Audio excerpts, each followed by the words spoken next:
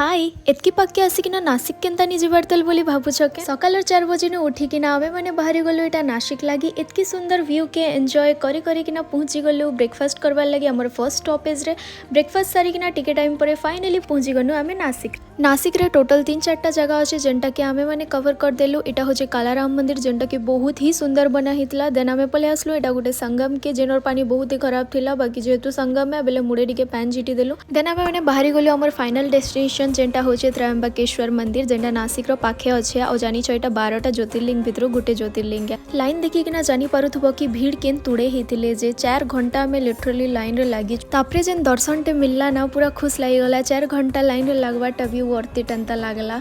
Anyways बहुत भल से दर्शन हला समस्त अंकर जेते लोग भी लाइन रे लागी थिले। आज लगी एतकी न काली भेट पड़मा गोटे नवा ब्लॉग संगे बाय।